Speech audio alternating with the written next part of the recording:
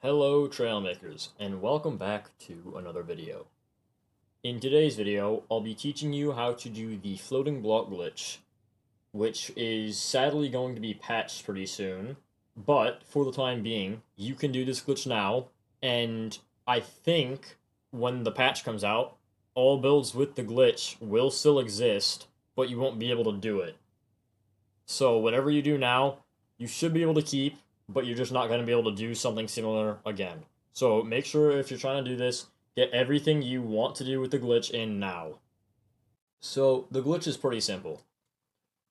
These blocks right here shouldn't be able to physically be connected, but they are. And I can even move them afterwards. And it doesn't matter where or what rotation they're in, they still work. They can be saved, and it always works. The only thing you cannot do is delete a block and then do that. You will have to spawn this back in if you want to get this again. So do not do that. Now this has some uses, for example that tank gun, and we can also do like thruster sticks like this. As you can see, this works right here. All of these work together, and they're just connected. Like there's no issue in between them at all. So there's obviously a lot more you can do this. You can do this with servos to make very cool, to make very powerful like torque servos, and other stuff. But let's get on to how to do this. So, first thing you're gonna need to use your build slots. You're gonna get whatever you want, right? Let's say I want this block and this block. I don't know if this matters or not, but I typically do it with a seat. So we have these two blocks, put them in one slot. Then, we're going to use another slot. We're going to change slots. Make sure you're building in slots to begin with. If not, you can just redo that. It's not that hard. Get another like seat out. I don't know if this works with the block, but I'm using a seat. Now what you want to do is if you did the seat first and if you have this, you're going to want to make sure you transform into this seat.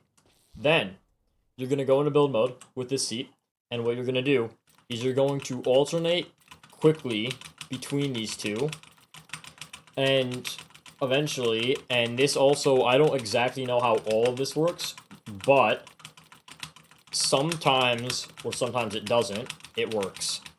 So then you want to make sure you end on this one. So make sure, like, at the end of whatever your cycle is that you're doing to do in between 1 and 2, you end on the one that you want. You're going to start with the one that doesn't have the glitch at all, and then this should work. Just like that, these two blocks are now floating away from each other, but I can still put a block here, and I can still put something else over here, and it'll work. So this is how you do the new floating block glitch. The old one got patched. This one is going to get patched in the new update, so I'm telling you how to do this now, so that we can, the community can get some time to have a new floating block glitch before it gets patched. So, the floating block glitch works a lot better with its own blocks. For example, this block is going to it's going to be a lot easier for you to do the floating block glitch between these two blocks that are the same type, as opposed to doing, like, this block and this block. So, doing the floating block glitch might be easier between two 1x2s instead of a 1x2 and a helicopter engine. They typically like to pair up. Weld groups are a thing too. Like if you have a servo like this, whatever is floating, if you have two servos, right? Whatever's floating on this part of it, and whatever's floating on the bottom part of it, I go like this. These two weld groups will get completely separated. This one floats, right? And then the servo also floats, and then anything on the end of these servos is floating from the servo, so it does work with weld groups.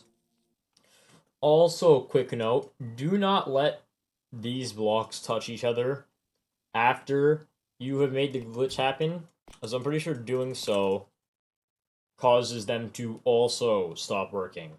So make sure they don't touch like once you do the glitch, it's fine if they touch then, but afterwards, do not let it touch. or it will break. Anyways, that's going to be how you do the floating block glitch in Trailmakers. If you want to see more stuff like this, more glitches, there's going to be Phantom Welding and Giga Servo. If you want to see that, make sure to subscribe so you see it when the video comes out. Leave a like and comment if you want to see anything else. And thank you for your time. Bye.